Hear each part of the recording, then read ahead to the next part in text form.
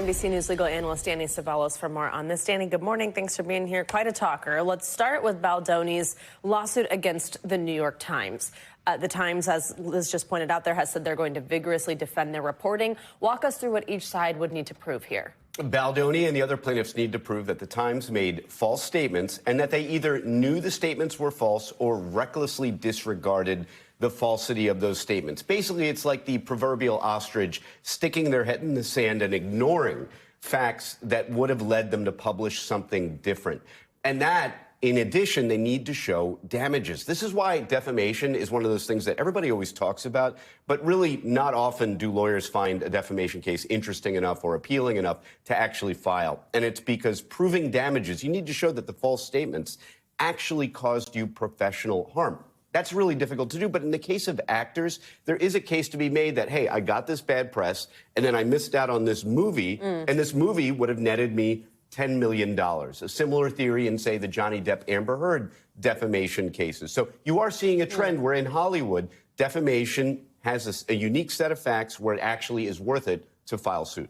As we saw there, it looks like Baldoni does plan to sue Lively. For her part, a couple days ago, she filed a suit against him, accusing him of sexual harassment and retaliation. That suit filed in New York. So if Baldoni's lawyers do file a suit against Lively, what happens? Do these get coupled together into sort of one case? Do they go on separate tracks? Explain what happens. They could. There are procedural rules that allow for consolidation of cases. I actually think maybe the New York Times lawsuit could remain separate because even though it is based on similar operative facts, it is a separate claim against a separate entity. And you really, to some degree, may not even need Lively as a witness because really the allegations against the Times are that the Times received a bunch of different data, information, communications, text messages. And the allegations are that the Times reporters sifted through it and ignored the ones that were good for Baldoni and only published or based their story on the ones that were bad for Baldoni.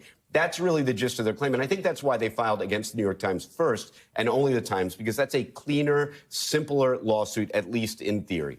It seems like what you're just describing there, my interest was piqued by hearing Baldoni's lawyer say there, I want to make a website and put every text message on it. I mean, that sort of sounds like what happens in the discovery phase of something here for the public to kind of make an opinion about, as well as the courtroom.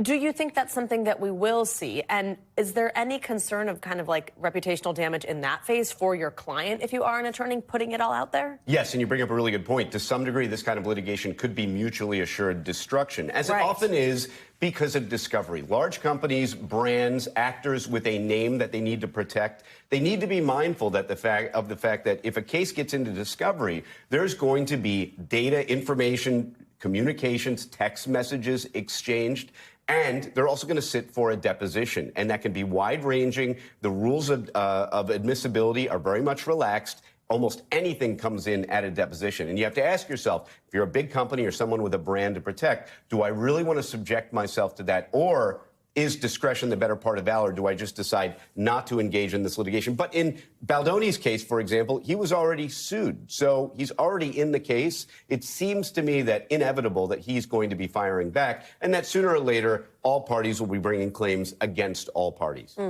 Danny Cevallos, fascinating stuff. Thanks for joining us. Thanks for watching. Stay updated about breaking news and top stories on the NBC News app or follow us on social media.